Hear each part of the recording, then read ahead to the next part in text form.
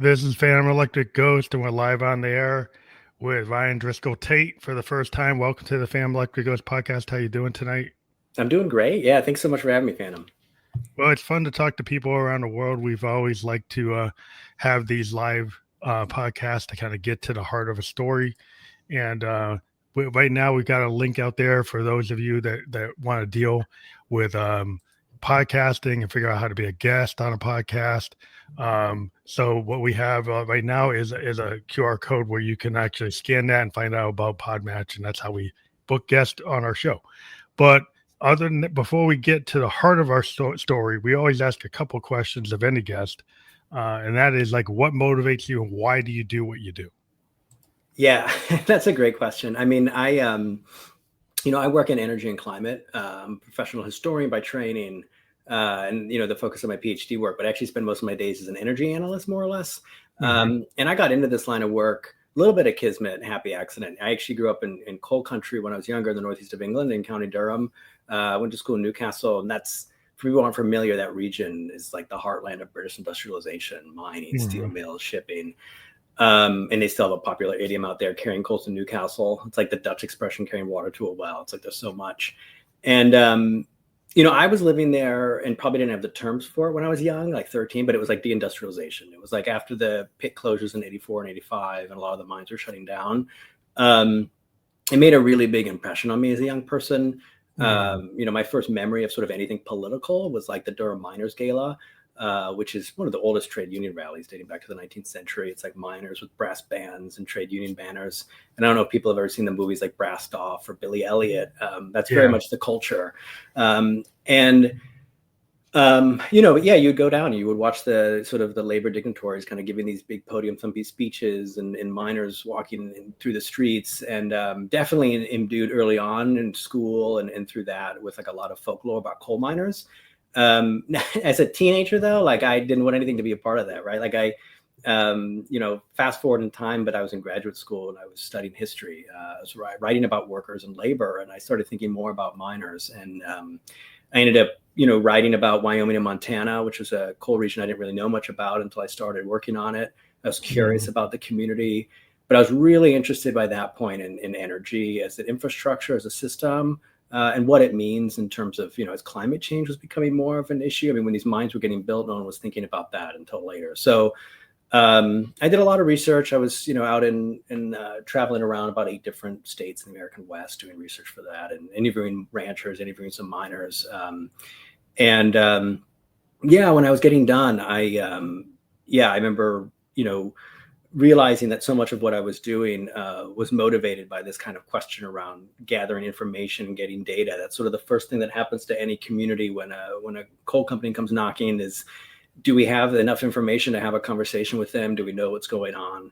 And actually, that's what the organization I work at now basically does, is provide sort of open source data around energy infrastructures and, who's building what, where, and when, and that kind of thing. That's interesting. My grandpa was a coal miner in West Virginia. Oh, right. Yeah. And now they just blow the hills apart. But he was back in the day of actually going in the mine. And right. You had to be a electrician, plumber, architect, carpenter. They had a lot of skill sets. And now it's a different world for a lot of those miners, and the mining has kind of dried up. And people are like, it's more like industrial era. The beginning of the Industrial Revolution, like everything's running on coal. Power plants are running on coal. Trains are running on coal. Everything's running on coal. But you have to look at where the world is. You look at AI, right? You look at where the tech is. I'm in tech. I'm in software design. It's like sometimes you get like, well, there's other sources of energy, and there's cost to what the energy. What's the cost of using this energy from a holistic point of view? And you got to balance it out. It's like it's 21st century. It's not 19th century. Right. I mean, that's actually a thing that's interesting is, it's really fascinating. Your grandfather was a coal miner. I mean, I think that there's, the industry changed a lot in terms of like what the work looked like, going underground versus mountaintop removal, as they call it, which is a nice way of saying blowing the tops off the mountains. I think, a lot of that industry was so heavily, like subsidized in the beginning. I mean, we forget about that at some point you had to get to the mines that were pretty hard to get to. And so governments were having to pay to like dredge rivers and build roads. And there was a lot of, build the railroads and things. Yeah. And so a lot of money went into like making the industry operational. And I think that we forget about that sometimes. We kind of act as if everything that's not, existing has to function purely as a free market. But I think that there's actually a precedent for sort of government supporting a lot of that globally. Yeah, I mean, that's kind of where the idea is. Like, you think about energy today is like cutting edge is like fusion. Can we get to fusion? Well, there's a whole infrastructure that's needed for that, right? Right. There's infrastructure for if you're going to use solar. There's infrastructure if you're going to use tidal, if you're going to use geothermal, if you're going to use wind. Right. And a lot of times that we look at our American infrastructure and like there haven't been a lot of investments since the early Robert Barron days. Yeah, I mean, a big focus of emphasis too right now is around grids and around transmission lines and things like that, upgrading those, especially and building them out. And honestly, the last time the U.S. did a large expansion of its grid was the 1960s, maybe 1970s. Yeah, and it's like right now we're feeling the pain because all these AI data centers that are required. Right. Well, you put one of these data centers in, it knocks everybody's bill up. Yeah. And so it was like, and then people was like, well, I didn't buy AI. Like, that's like, why am I paying for it? So because the way our system's set up, it's not advantageous to like, why am I paying that bill? Yeah. And I know that like some of them are experimenting with like off-grid usage, and if they can reduce it for a certain number of hours a year, there's ways to kind of cut the cost that way. But it is like very experimental in some ways, because it's about trying to figure out what's going to work within the existing system and where the system's going to be heading and how it's going to be changing in the future. Yeah, and then you just have to calculate like, okay, this technology given CO2 is actually putting you on the wrong side of that, right? A lot of the AI data centers are causing us to go in a direction that we were trying to get away from. Yeah. Right? So now it's like, how are you going to balance that out? Yeah, I mean, a lot of the data centers have been, and I don't know if it's a footprint issue, if it's about a pacing issue, flexibility, but they've been building a lot of gas power, and actually that's been a big thing that we've talked a little bit about in some of our research. It's just that I think that the U.S. is proposing a huge expansion of its gas power plants, and it's mostly driven by data centers and AI. And then you're kind of like, okay, technology has always been kind of thought of as very progressive. It's going to get us toward lower CO2. It's going to get us on the right side of climate change, and then this new tech is actually doing the opposite. Yeah, right?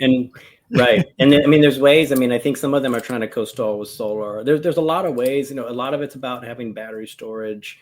There are definitely ways that they can build these and have them done with sort of a low footprint. You can use nuclear reactors, but then there's always like, like some people don't want that. Right, like some kind of Navy ship with like little mini nuclear power plants. Yeah, I mean, it's like energy is really important, and sometimes it's like, is there a plan? Like, is there a strategic plan where everybody doing like, when you talk about these gas turbine things, it seems like it's very tactical rather than thinking out a long-term strategic strategy. Yeah, I mean, it's tough because it's like any infrastructure, you do have to be planning ahead. But it's also, I think, I think different parts of the world too are in really different phases. For the U.S., a lot of it is about transitioning a lot of infrastructures that were built for fossil fuels, and then how do those get repurposed both during a transition, but then thinking about afterward. And if you have mostly a wind and solar renewable, nuclear, whatever system, what will that mean? What would the system seem to look like differently? But then you look at like a lot of places in the global south where you see a lot of the energy demand growing, and it's actually building some of these infrastructures and systems for the first time. So the question is not even about, not converting some of the infrastructures, but making sure that like if they're building renewables from the beginning and what that will look like. Versus like in China. Yeah. And then like Korea and then in the East, you're seeing like extensive use of like electric cars, right? Like extensive use of like windmill technology and battery technology, and potentially, going with, are we going to try to get fusion? Are we going to go with fission reactors? Are we going to, where are you going to go? And it seems like, if you have like a long-term plan and you have a society that's more maybe, if you have a socialist type of structure, you could probably put in that plan maybe easier than you can in some other structures. Yeah, I mean, I think what we've seen for sure is that in countries that have, I think you see two things. One is in countries where there's a pretty strong vested interest, private, large fossil fuel companies are very powerful. That's a major question, like a political question of how that, an economic question of how that's wrestled with. But then when you look at other countries that do have much more centralized states and centralized governments, they can make action happen pretty quick. They can make it happen. Yeah, it seems like we might be, we might still be on oil, gas, coal, because there's certain interests that want it that way. Right. And, the billionaire that has the fission plant, well, you don't have a lot of those fission plants. Yeah. Right. Yeah. So you don't really have enough people pushing that, or the new tech with the solar and the wind is getting regulated because these guys have access to this pack, and this pack says don't do it. Yeah, I mean, it's amazing to me too. I mean, the other thing I think is that we've seen a lot of the costs of renewables have just like plummeted. I mean, they're really cheap now compared to what they were. I mean, even what people were saying 10 years ago, 15 years ago, 5 years ago. I mean, it's and we saw that in countries like Pakistan too, where people were just like, they just completely installed like in 3 months what they were planning to do over the course of several years, because they just were like using YouTube videos and figuring out how to like wire up their rooftops with solar basically. Yeah. And it's pretty amazing. And, a lot of that was cheap solar panels, some of them from China. And, that I think at some point becomes like hard to compete against. And I think that's something we're seeing a lot already within a lot of, I think we've seen a lot of that in Europe actually already, where there were these kind of large, powerful fossil fuel industries for historically BP and Total, but I think that you're seeing some shifts over there too. Well, like homeowners, like at my homeowners association, I was like the first one, and I've got like Tesla solar panels on my house. Mm-hmm. And then my neighbor started saying, "Well, what happens with that?" And I'm actually sending power back to the grid.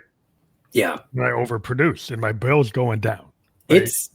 It's amazing to me, working on these issues all the time. And then when you do talk to people, like, first of all, I mean, I do think solar panels, like not that long ago, seemed pretty futuristic looking on house rooftops. Like we forget about that. And then you see them more commonly now.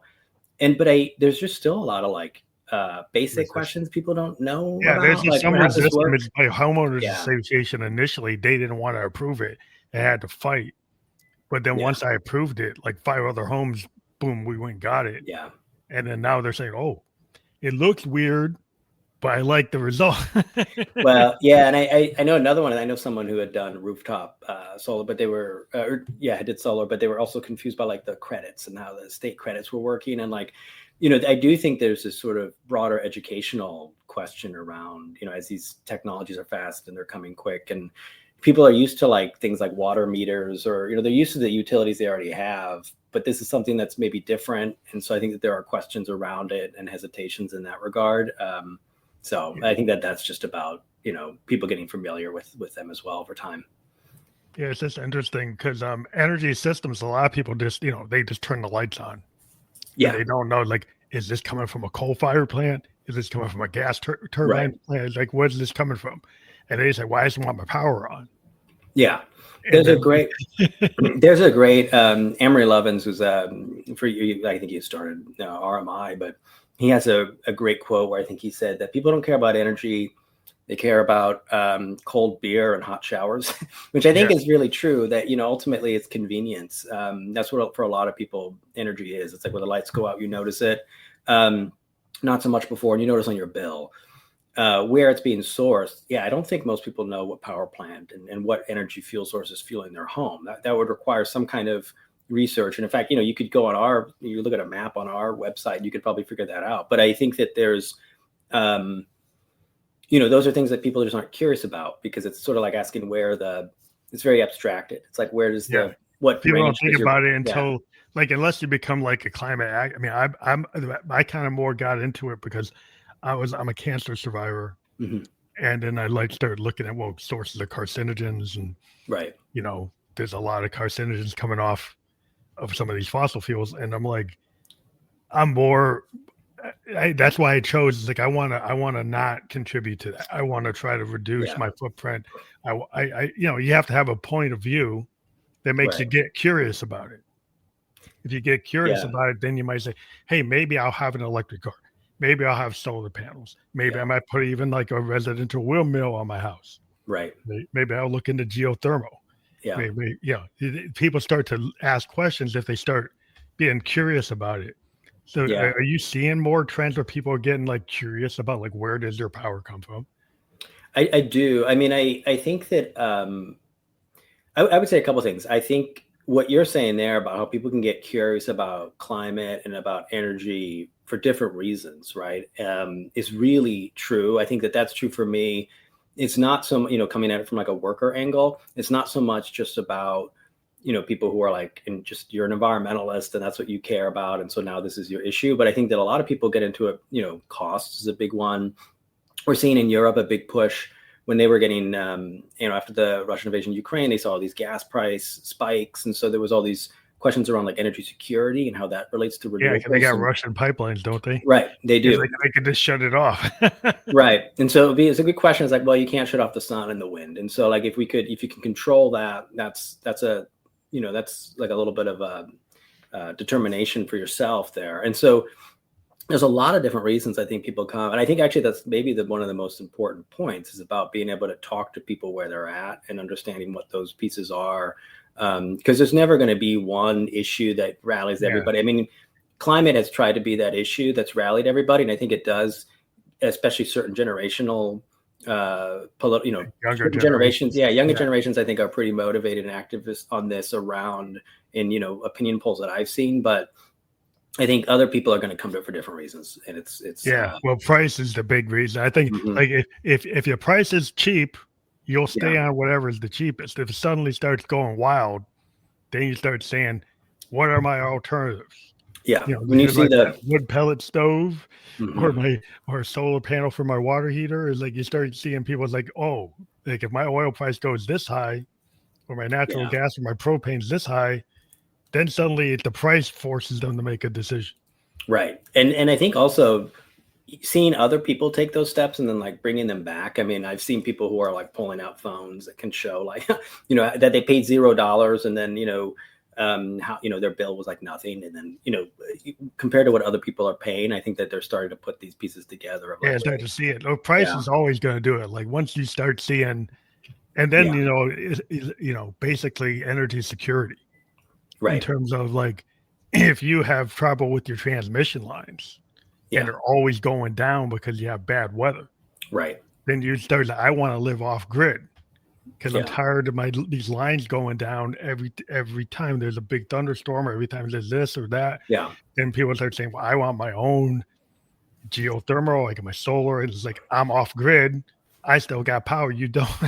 Yeah. I mean, I think there were stories about that actually with the hurricane recently, I think in Jamaica and things like that, that there were some things that could come back online a little bit faster than others after the hurricane. I think we've definitely seen that after some natural disasters, but I think price will be a big one. I think the proof, you're always going to have like the early adopters, and then you're going to have people who are going to come later, and some people who just need to see I don't know what it would be, like the tipping point. They need to see like that build of the.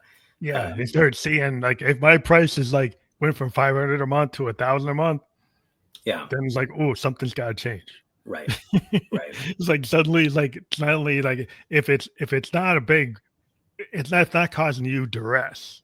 Yeah. Then you're like, you won't think about it. It's like everybody, like I remember in the 70s, everybody's got cars that get 10 miles to the gallon. Right. And the gas crisis. Running around with my big V8 Hemi. Right. Yeah. And then suddenly the gas costs crazy amount. It's like, whoa, that Hemi is costing me money. Yeah. So now suddenly I have this little Honda. Or I have this little Toyota, or I have a Datsun, and so things change because the market changed. Yeah, and then suddenly, like it's not, it didn't matter when it's 10 cents a gallon. Yeah, When it goes to $1, you're like, oh, that matters. Right. I mean, it's amazing to me too. I think about you're talking about like the long range planning and what the future will be like, which is pretty exciting to think. Because if you would have looked in the like early 20th century, you were seeing a lot of like electric streetcars being built and trams being built, and they were we have them in the Northeast. Yeah. There were all these streetcars. Right. I didn't even know the history, but there was streetcars all over New England. Yeah, and there were a lot of them were electric. Tracks, but there was like they were everywhere. Yeah, exactly. Then you had the Model T and the Model T Ford, and then all of a sudden it's like, the road took precedent. So I mean, if you would put money, I probably in like the early 20s on like where some of that urban transit was going, you probably would have thought it was going to go more into we would have thought it was electric. You would have thought they would have gone with subway systems, like the streetcars are like on the street subway system, right? But it would work in smaller towns, right? But people made the choice to like, we want to have individual cars and not have this infrastructure, where in Europe there was more like rail was more significant. Some of our cities are more like Boston, New York, highly sophisticated, for the US, not what's in Japan. I lived in Japan. Like our rail's not what it is in Japan. Japan was the only country I've ever been in where like the train left early. Like it was like they pulled in. It was like it wasn't about being on time. It was like we're gonna leave 5 minutes early. Yeah, it's just the subway system. Like I lived for 2 years and I could jump on a BR line, and it would just go under my building. Yeah, and I wouldn't even have to go on a street. I'd just go right into the building where I worked. I didn't even have to hit the street. Yeah, in the subway, like I could get to the subway in like 5-minute walk from my apartment. Right. It was just like you didn't have to use a car at all. Yeah, it's just a walking city. I mean, the city was set up for walking. Right. Most of Tokyo is just a walkable city. Yeah, I mean it is. Yeah, I mean a lot of that too is just about like the settlement of different parts of the country. Also, I think it's you do. I mean, the further west you go, you get these cities that are a lot more built around rail in the first place. They were like stops for rail, and they have wide set streets, and they're kind of made for, they have still, agricultural economies and things. So it is like an interesting, the US is just as a big country like that. I mean, growing up in the UK, I think you saw, streets that were made like cobblestones for horses and buggies. And it's like, a lot there. You can't really drive a Hummer. Can't drive. Yeah.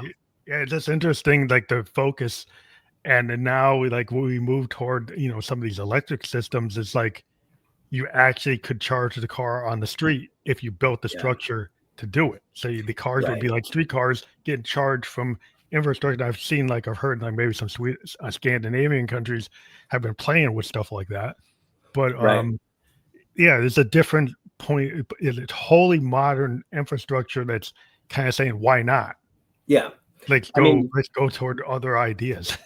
For sure. I mean, we didn't have gas stations in every corner at one point, right? We had to build those and make that the case. And the highway system in the US is actually still fairly recent. Like, I always tell people it's like 1950s, 60s, like not that long ago. It's like within people's like lifetimes. And a lot of people forget that it's, this stuff hasn't always been that way. And there's a lot of exciting infrastructure you could do around, EVs and things that I think would be really, and even just mass transit that people have. Yeah, less lighter rail or more like rail that's a lot like micro rail that add smaller cars that are more maneuverable. They can come off onto the street and then come back onto the grid, I mean, there's all kinds of ideas that could be more efficient, provide people better transportations, and more people could actually, like if you have a high-speed rail between like New Hampshire and Boston.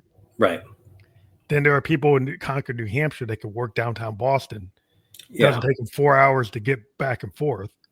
They could get there in like 20 minutes, which means there's more opportunity. Yeah. So you could have people who actually have a skill set could be matched with the job. Right. So then if you actually have better efficiencies of these skill sets can actually get to the job, and transportation is not a problem. Yeah. I mean, that's a whole nother point of view. Yeah. I mean, a lot of these bullet train, just having these large, fast rails and having more cities in the US connected through something a little bit more faster is always pretty exciting when I hear about it. Like I always hear about there's going to be a new fast connection someplace and then maybe it doesn't happen. But I've seen a lot of different maps that people have drawn up over the years. And I think a lot, I don't know. I think that a lot of that would actually get used. I mean, people fly a lot and they drive a lot. So I think that there would be an interest in having some of that rail transit would be quite popular.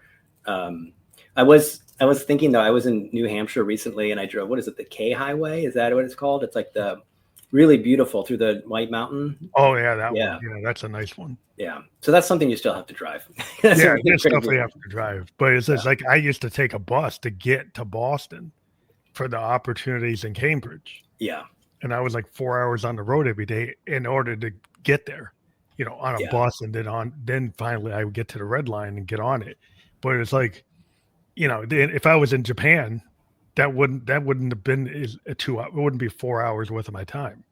Right. Yeah. No, there's always 15 minutes of my time. Yeah. No, I mean, I think that there's always going to be a, I mean, if you've got infrastructure that's old, I think, which is the case that, and I think that people also like don't think about that too much. It's like you were saying with energy being abstract and people turn the light switches on. I don't think people think too much about infrastructure actually, and like how old until you have to fix something, right? Like, you realize your sewer line is like super old and it's like made of clay and it's like falling apart, and then you have to realize you've got to do something with it, and or the lead pipes or something, that you've got like in an old city, and but until then it's like invisible. Even if like power lines, I think people just tune them out almost. It's they're there, but they're also not. Like people don't notice them as much as. So it's part of the struggle, I think, with infrastructure in general, is that it's something I think most people agree on, that they want everything to work better and faster, but then it's kind of like whether or not we should have gone with Tesla versus Edison in terms of wireless transmission of electricity.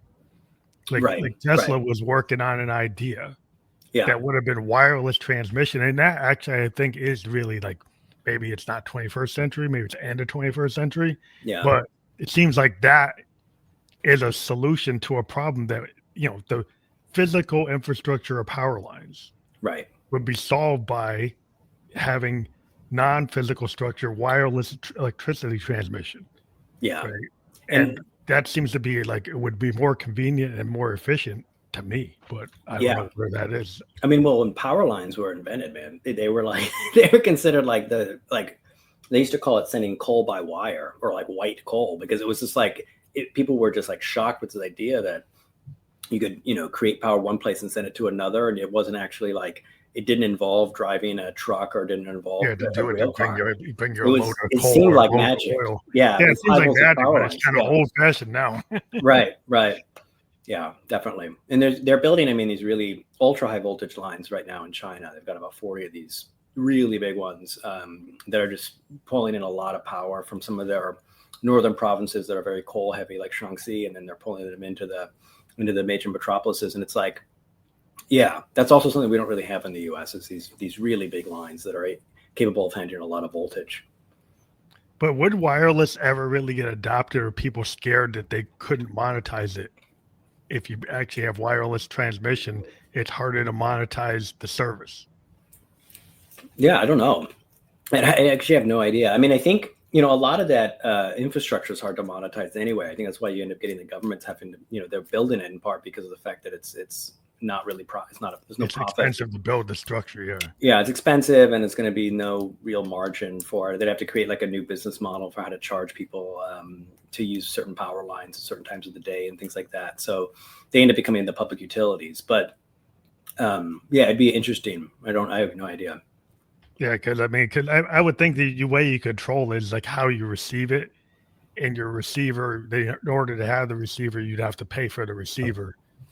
But then you get people that kind of hack things. It's like, if it's coming through the air and I have a receiver, I can just get my receiver and I don't have to be on the plan.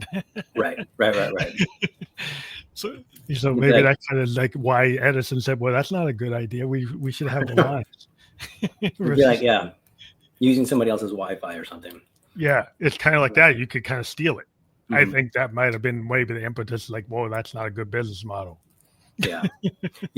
I mean, there was a early monopoly around the utilities pretty quickly. So I don't know though why that happened actually.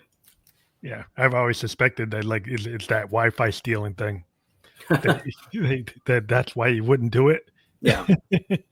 But so global energy systems, are companies actually working? Like, I know in the US there's energy coming from Canada, and Canada going back. It's going back and forth, right? Yeah. is that just a common thing? When European countries are kind of all commingled in the EU, so I would expect that that's the case. But are there like more global positioning strategies? Like, yeah, I mean, that's a great question. There's a lot of like transnational nodes of connection between different kinds of and it's actually really important part sometimes of grid planning is knowing what kinds of energy you can get from across the border. The problem is, I mean, that comes back to a data question. Sometimes people don't even know. You don't even know what projects are being developed across the border unless somebody's kind of, that's a lot of the work we do is try and keep track of that stuff so everyone can, even governments and investors and everyone can kind of see it, and it's out there in the open. But there is a lot of work around sort of energy modeling, and I'm not an energy modeler, but there's a lot of work that's been done around that, I know, where people have shown what kind of capacities and cross-country lines could be built and how that could like improve efficiencies of systems. So Europe is a really good example, but you see that, you do see it everywhere. You do see a lot of that kind of cross-border grids.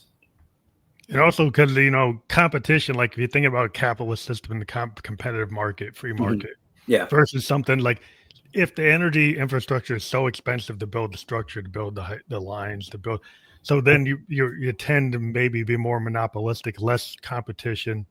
So if people, like typical capitalism, the more there are players in the market, then I could go around trying to find the best price. Right. But if the market is hard to get into, you only have so many players in the market. Yeah. Does the future look like, because you can have all these different forms of energy, that you actually would have the consumer have a choice of saying, I want to pick this form, this service provider rather than this one, and I actually have access to multiple providers? Right. I mean, I don't know if they'll get to a point. I mean, for one is if you're say living in a place that's powered by a coal plant and you're able to put solar on your own roof and kind of actually, be part of the system in that way, that is a little bit of a power shift in some ways. And I don't know if people always think of it that way in terms of how you're relating with the utility versus other people. But I don't know if they'll ever have a system that's fully designed where you'll have, kind of like choosing a provider, like a cell phone plan or something, where you can kind of go down a list and pick, who do I want to be my utility provider? And I think a lot of it is about, because of those infrastructures being public utilities, and because you just have the way that system is developed, and also for efficiency reasons, a lot of them are running together. Like how would you have, it's almost like when they were building the railroads, like one thing people forget is that a lot of times when they're building these transcontinentals across the country, this is the historian in me, a lot of the lines were actually, they started building lines side by side, different companies trying to build, and it was like totally inefficient. It's like two train lines next to each other.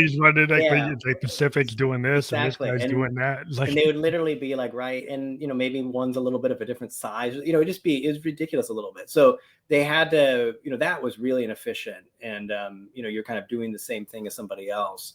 I think we already have this system created around our grids, and so I think it's less about shaking up kind of the grid, shaking up the providers and utilities as much as it is just kind of getting more of the renewable energy online, and making it flexible enough and that people can actually be, can you start thinking about, like, if you get like all the homes to be generating electricity, now they're providers, right? So then you could think about in the future, you could get homeowners associations that get like 99% of their houses with panels. Yeah. And then they go into consortium, or they go into a collective and say, we're going to push this energy back, and we want to negotiate what we get for putting the energy back into the grid. Yeah. They have they're like microgrids. And yeah. I mean, that's something that you could see taking shape too. Yeah. I mean, once you have enough, capacity. So once you, and then you think about like, this company goes and builds a tidal system, right? And then they have like windmills here, and then we have a solar farm here. You get these companies building solar farms, and they feed in, and it's like, well, I got a company that got solar farms in 10 states. Yeah. And I'm going to feed it to here, and I'm going to negotiate, like, okay, Yeah. Maybe I want to be able to tell people you can get your energy from this solar farm if you pay this plan. Like you can say it's coming from this solar farm, it's coming from this tidal farm. Tidal thing is like people might say the consumer of the future is like, I want to know that 80% of my energy is coming from renewables. Mm-hmm. Right. And I'm making a selection that I want that ability to have that energy coming to my house. Yeah.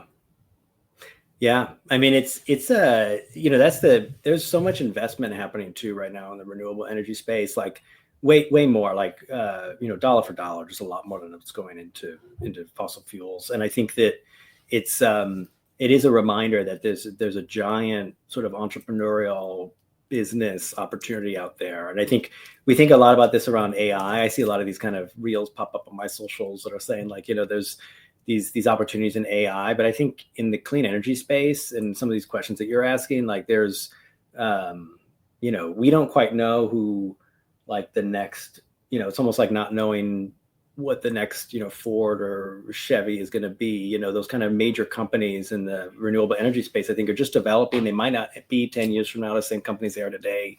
Yeah. Because they have this like opportunity, like the new Edison, right. new Con Ed comes like, hey, he's a brand new tape capability. And if the fusion hits, that's like boom. Because they keep on having fusion to actually be able to survive. The fusion reaction is like lasted longer and longer. And so if they, along with the ability with the AI, is kind of co-parallel development. Right. So once you have AI that's sophisticated enough to keep that reaction going, controllably and safely, eventually fusion is like the science fiction like panacea. Right. That's supposed to bring out like a whole new age. Yeah. Get the energy costs down. Yeah. There's a lot of stuff that could happen. I agree. There's a lot of science fiction like opportunities right now. I feel like sometimes we're living in that.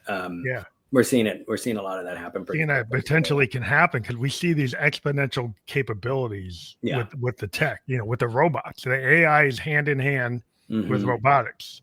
Now we're actually going to see robots that mirror what we saw in science fiction. Right. Because the AI enables robots to be what we imagined them they could be. Yeah. And even more. I mean, the exponential, I think a lot about that in terms of energy because it's, I think one of the stats I've heard is that, solar is the fastest growing energy source for use in history. So if you just look at like how quickly, it's like a line that goes, straight up in terms of how fast people are adopting it. Yeah. And the panels in terms of what levels of light they can capture and how efficient they are. You had the ones that are on the spaceships. They're on the satellites. The ones I have on my house are kind of like that. They're like really advanced compared to what was in the 70s, right? Right. These things are pulling in multiple bands. Yeah. And they're super efficient. And that capability is just exponentially getting more efficient, more energy transfer for how much sunlight they're getting. Right. All the time. Yeah. So eventually, theoretically, they could handle the load. Yeah. The demand, I mean, I think that's the biggest thing. And it's I think getting that capacity, getting it on grid, getting battery storage in place so that, you can have some flexibility with how that, getting it pushed out during peak times. That's the thing about energy is they kind of have to build it for like the big, it's like not for daily use almost. It's for those, it's the extreme hot days, the extreme cold days. You need to have the capacity, if you can store it in, and with our battery technology, the newest thing coming down the pike is like, the idea of having these solid state batteries. Right. That is, Toyota's got solid state batteries like production 2027 going from like average, car batteries going 200 miles, maybe 300. Yeah. Right? These batteries can go 675 miles to 1,000 miles. Right. The solid state batteries. So their capacity to hold energy and be stable and not blow up and not catch on fire, like that's the next revolution in electrics is the solid state battery technology allows you to have cars that have 700-mile range. Right. More stable and, cheaper. Right. Then the same thing for your house. It can hold more energy for the off-peak time. Yeah. And I mean, exactly. I mean, in terms of charging too, I think it's it was some kind of EVs, like maybe two-wheelers, and I can't remember which country. They had these mopeds maybe, and it was like maybe India, but it was like these batteries, you just swapped it out. It was like it was just changing a battery in your bike basically, and then you would be able to, you didn't have to stop and charge it. You could just go to a station, it was like a wall, and you pull the new battery out, you put the there were early cars, like early before the gas cars, there were car battery designs where you just swap them out. Yeah. Back in the 20s or 30s or something. I read about it. It's the same kind of idea. And I mean, that would be, I think for a lot of people too, the charging of the battery is an issue, but you can also do it. A lot of people are building it so they can do it in their own homes and their garages. And then, I remember talking to an electrician. It was like, well, you can build, you basically put a generator. It's like power goes out, it's going to be in your garage. You can actually power your home from with this the car. Unit. Yeah. The cars are like a lot of like, the Teslas and some other higher end can actually act as your backup generator. Right. If you build, like I already have the panels, solar panels. So I got the Tesla panel where it can charge my car with my solar panel. It only charges the car with the solar. Yeah. You can control it. And you can say, well, if I don't have it, then I can go off the grid. But if I do have it, I can only charge the car with solar. Yeah. And the same thing, and then you take the car and you can charge the house with the car. Right. I mean, my perspective too on adoption is that like all it takes is that to happen a couple of times and you see your neighbors with the lights on and the power's out in your place. And then all of a sudden, you start putting these pieces together. Whether or not you act right away. What are you doing there? Like, my backup is my car. Right. I mean, that's how that stuff happens, as people see that in action and makes an impact on them. Yeah, because it's not science fiction anymore. It's like it's the real deal. But it's like, and then the idea, like the charging times, with the high speed chargers, they can charge way faster. The technology exponentially getting it, so it's it used to be like take you like an hour. Now you can do it 15, 20 minutes. Yeah, exponentially that's going to come down eventually to like 5 minutes. Right.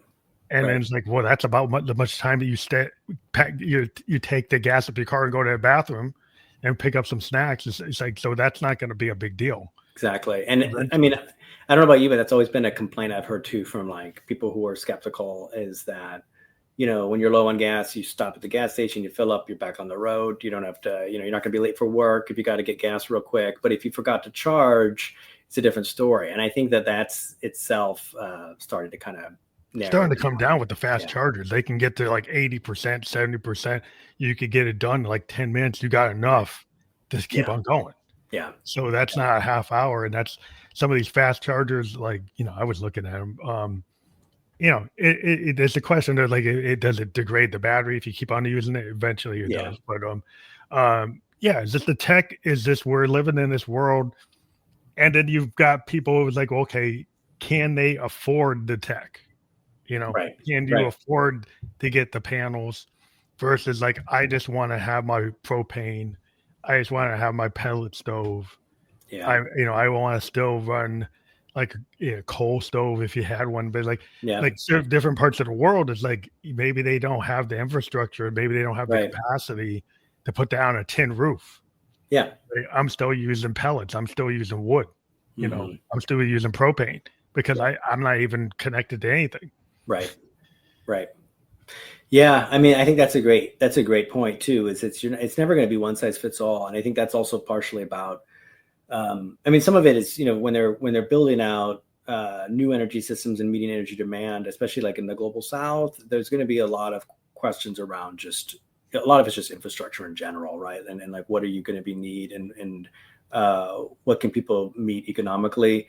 And I do think, for in lots of countries, Europe is a good example, the US, but there have been efforts to kind of provide some kind of incentive for people to take some of these steps, whether it's through tax credits or something else.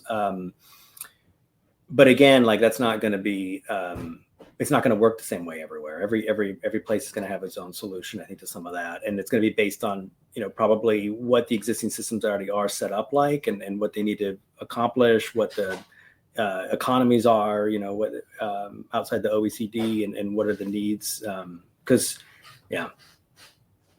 I think you need, people always want the backup. They want a backup plan. Like even for my house, the backup plan is a gas generator. Right. Like, so like I have a total backup plan to go with a gas line generator that does the whole house. Yeah.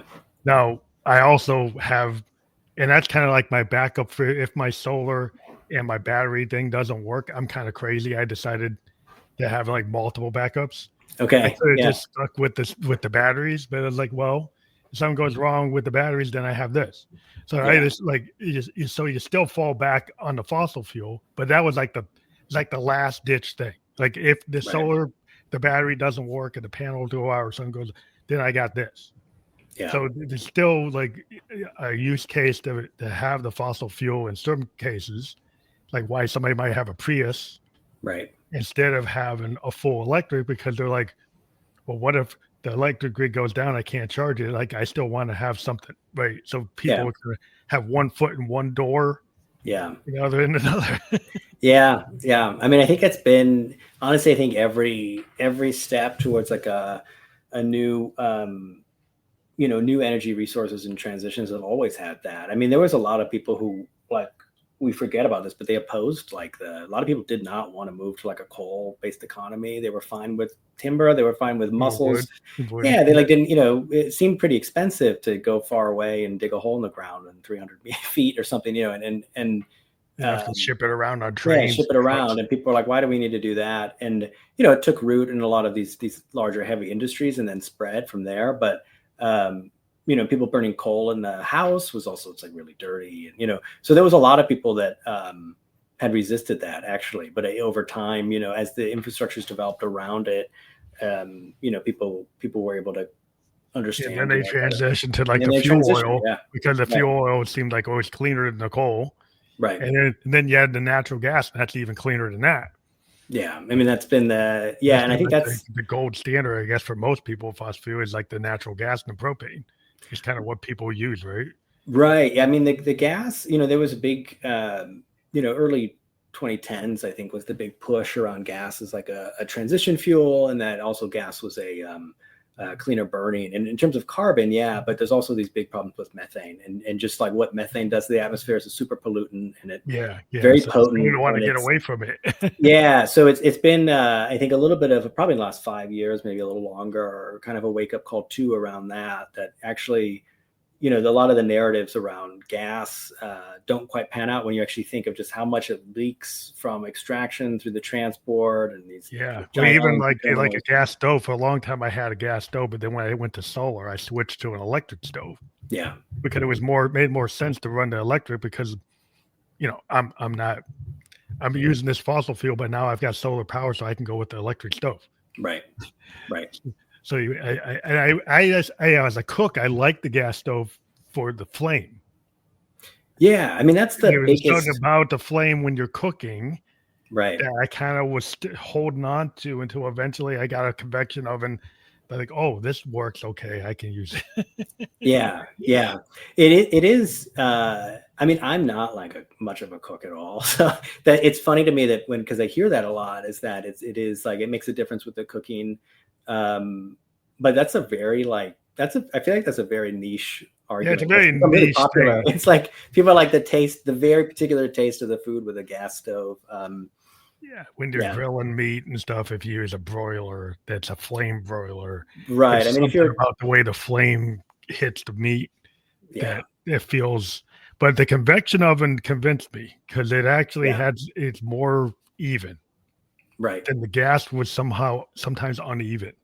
Yeah. And the convection is way more predictable, and actually is like, I actually was very surprised. I did not think it was going to be as good. And now I'm like, I don't think I'd go back to gas now, because I'm like, I just found it like, wow, this works better all the time. It's like pies and cakes come out more even, and for sure, none of the problems I thought that I never realized how many problems I was actually having with the gas.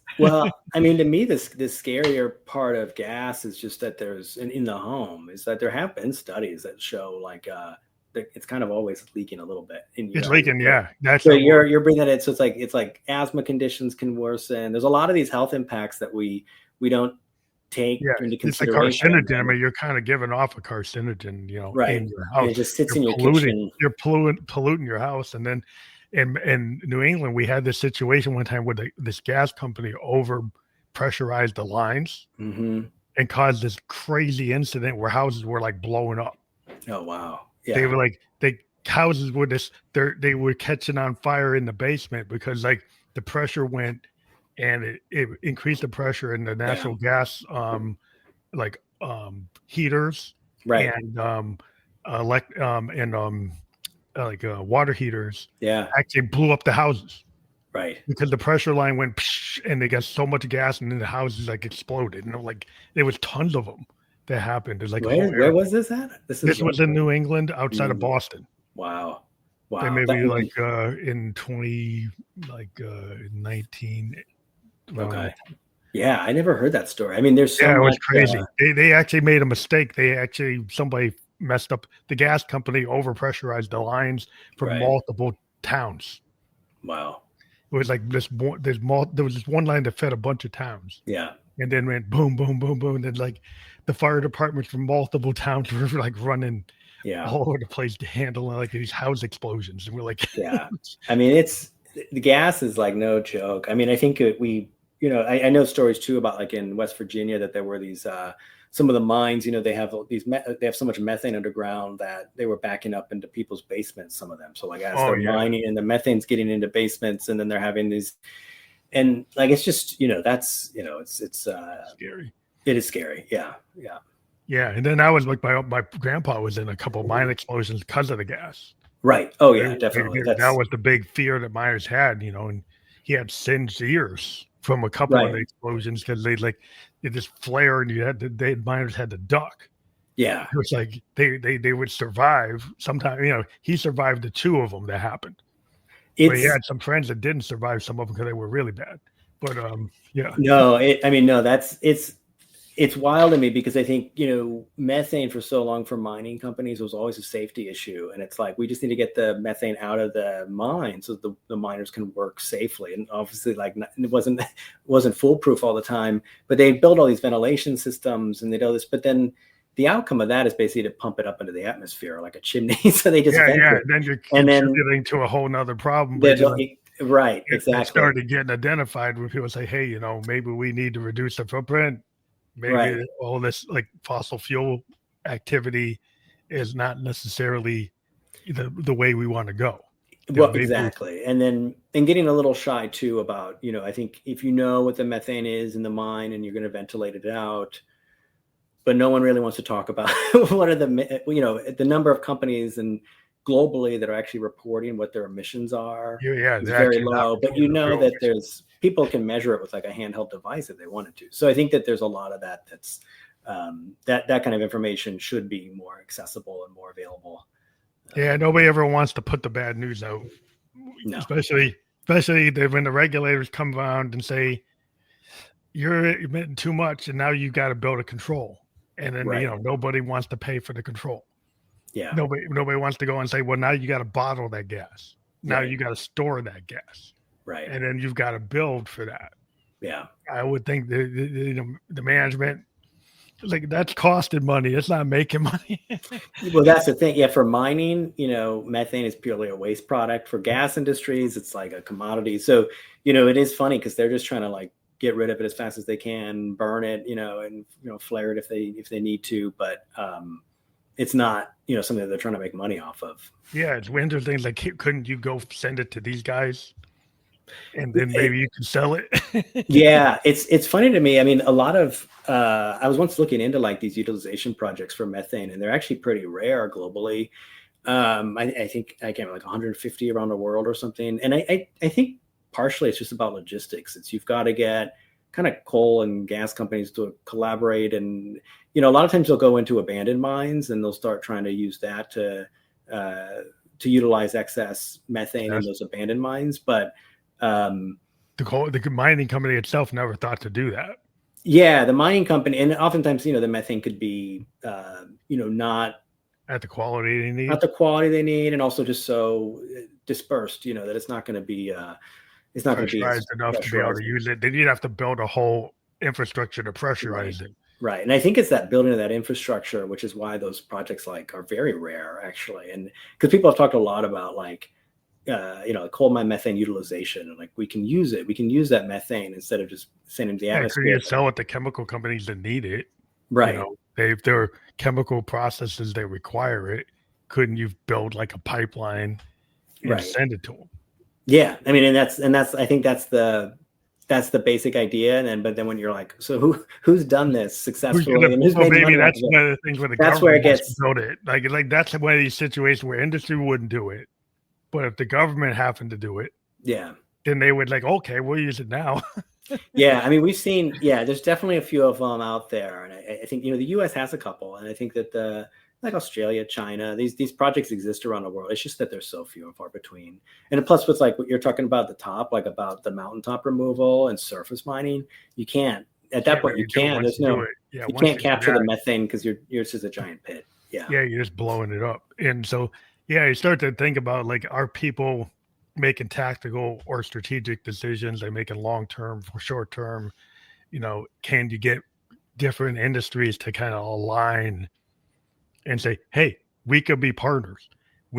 This could work out if we actually thought about it in a less competitive way, and actually pulled our heads together and say, let's solve this problem. Right. Let's give this person this thing they're looking for. Yeah. Let's give me what I'm looking for. Let's all work together. And sometimes it's like there doesn't seem to be an impetus to do that unless you get somebody kind of outside and say, hey, you guys, why don't you put your heads together? Yeah. I mean, I think we see, it's interesting. I think that there are moments where you definitely, I mean, the, COP 30 is happening right now, right? And so people are meeting in Brazil. The governments are meeting in Brazil for the climate conference, UN Climate Summit, and conference of parties. And that's happening right now, where people are having those the governments are sitting down trying to have those conversations about what kind of commitments they want to make, and pledges that they want to make in terms of their emissions, but then also, how that they can work within these industries, government industry partnerships, and, what role CSOs can play in that, civil society organizations. And sometimes those conversations come out really well. Sometimes they're disappointing. I think that it just, it's always hard to know exactly how that's going to break. Yeah, because you just want people to, like, is everybody really going toward a goal of, moving toward progress? Right. Because I think, of course, we've got these legacy fossil fuel capabilities. Yeah. And I'm sure that they still want to be on the table, right? Right. However, it's the 21st century and we're moving toward certain things, and like it makes sense. Yeah. Maybe you need to diversify. It's funny to me because it's such a hard, in some ways I always think that this is supposed to be hard. There's that. Sometimes I show this picture of like, NASA has it. I think it's called like the world at night. The European Space Agency has it too. It's just a picture of, it's like the black marble, the world lit up from space, and it's at night, and you just see light. And what you're looking at is like the grid. You're looking at, it's like the biggest machine, if you think about it, in the world. And it's like, it is going to be hard work to get the biggest machine in the world to function differently in different parts, and bring, and that is hard work. And I do think that like sometimes just the progress that has been made, if you think about where even like a country like the United States was 15 years ago, there was like over 150 proposed coal plants that people were planning, that the Bush-Cheney administration had proposed to build out. Now, if you look at around the world, in all the OECD countries, I mean, there's less than 5. A lot of those plants, those 150 didn't even get built. So it's just like, for anyone working on the issue, that like the change has been like an unprecedented. Things that people didn't think was likely or they were hopeful for. Some of it happened a lot faster than they thought, actually. Yeah, I'm hopeful that the tech revolution, is going to increase our capability to have, I think the consumer is going to, like a certain generation of consumers is going to want to know, like when people want to know, what is the CO2 impact of this company?